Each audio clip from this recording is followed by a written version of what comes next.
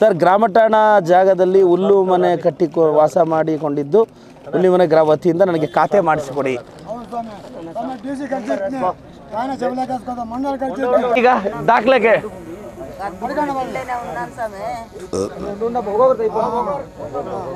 ನಾನಾ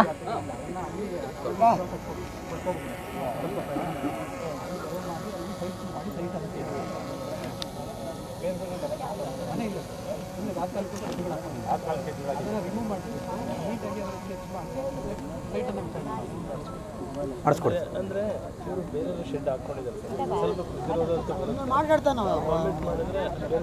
బట్ ಈಗ ಅವ್ರು ಹೇಳ್ದಂಗೆ అది ಮಾಡ್ಕೊಡ್ಬೋదా? మాకు అంత ఏమీ లేదు, నేను అనాది, నా పెళ్ళాము చూడాలో నేను తినాలా, నాకు లేదు, అది కాదు చూడండి. నేను ఒక్కైతే ఒక్కలా కొట్టుకుపోతాను, ముందు చెప్పినాను, డీసీకి చెప్పినాను, నాకేమీ లేదు. ఏం యజమాను నీ పేరు? కృష్ణప్పన్న. ఇప్పుడు ఈఓ సార్కి చెప్పినాను, తహసీల్దార్ మేడం చెప్పినాను, వాళ్ళు ఒక పరిహారం ఇస్తారు.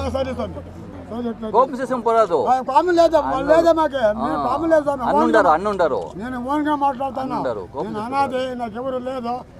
మేమున్నాం కదా, అన్నోళ్ళు ఉండరు, అనాది కాదు, నువ్వు అనాది కాదు, చేస్తారు, మీకు మంచిగా చేస్తారు. అన్న హుషారు హుషారు హుషారు రండి అక్క చెప్పక.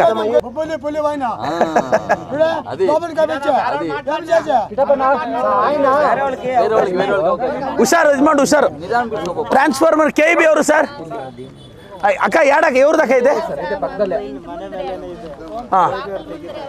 ಸರ್? ಮನೆ ಬಾಗಿಲು ಮುಂದೆ ಇದೆಯಂತೆ ಸರ್.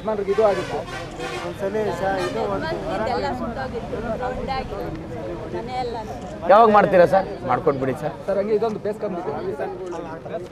ಅಲ್ಲ ಅವ್ರು ಏನು ಚೇಂಜ್ ಸ್ವಲ್ಪ ಆ ಕಡೆ ಅಕ್ಕ ಕೇಳ್ತಾ ಇದ್ದಾರೆ.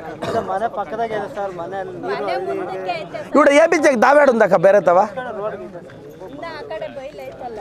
ಸರ್? ಯಾರನ್ನಾದ್ರೂ ಇನ್ಸ್ಪೆಕ್ಷನ್ ಕಳಿಸಿ ಸರ್. ಹೌದು ಯಾರೇ ಚಂದ ಶೋಪ್ತೆ ಹುಡು ಸದಸ್ಯರು ಯಾರಿದ್ದಾರೆ? ಪಂಚಾಯತಿ ಸದಸ್ಯರು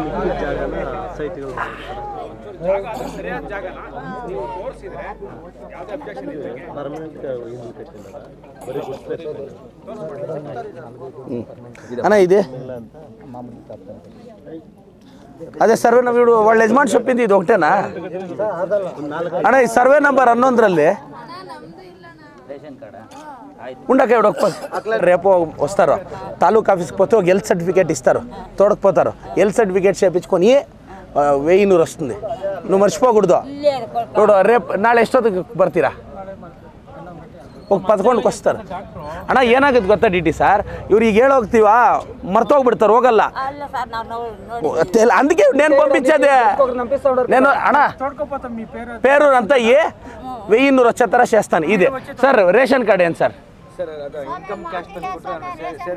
ఉండమ్మా రేషన్ ఇన్కమ్ సర్టిఫికేట్ ఇది ఎత్తుకొచ్చేపో.